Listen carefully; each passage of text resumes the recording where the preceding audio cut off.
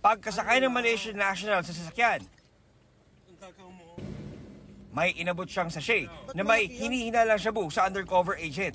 Maliit. Doon na binigyan ng pera ang Malaysian. Habang binibilang niya ang pera, Ano yan? Oh, pinaprame up mo yata ako, sir, eh. siya namang paglapit ng mga ahente ng NBI NCR. Baba, get down! Down! Down! 5 gramo ng shabu na nagkakahalaga ng 30,000 pesos ang narecover mula sa 30 anyos na Malaysian na empleyado umano ng Pogo. Ay itong iba na mga foreigners na ito ay pumapasok naman sa ibang linya. Ang Pogo lumipat na sa drug pushing. Bukod dito, interpreter din umano ang suspect at marunong magtagalog.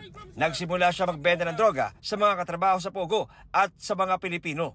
Sinusubukan pa namin kunin ang pahayag ng suspect na ngayon nasa NBI detention facility sa Bilibid.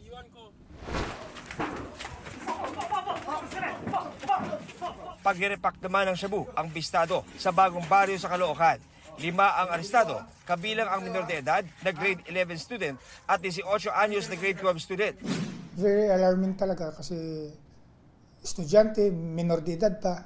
Bukod sa shabu, nahulihan ng mga suspect ng marijuana oil na nagkakahalaga ng mahigit 300,000 pesos. Kanya-kanyang depensa ang mga suspect. Para sa pag-aaral mo. Opo. Gano'n ka nakatagal nagbebenta?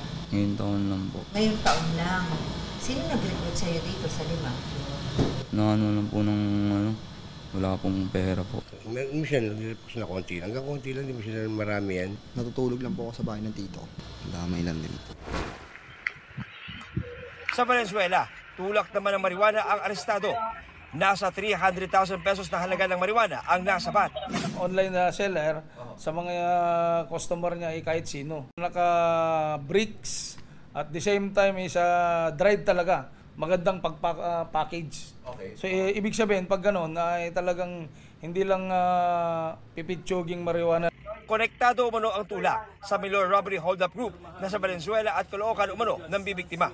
5 miyembro ng grupo ang arestado. Wala pang pahayag ang mga suspect. Para sa GMA Integrated News, John Consulta ang inyong saksi.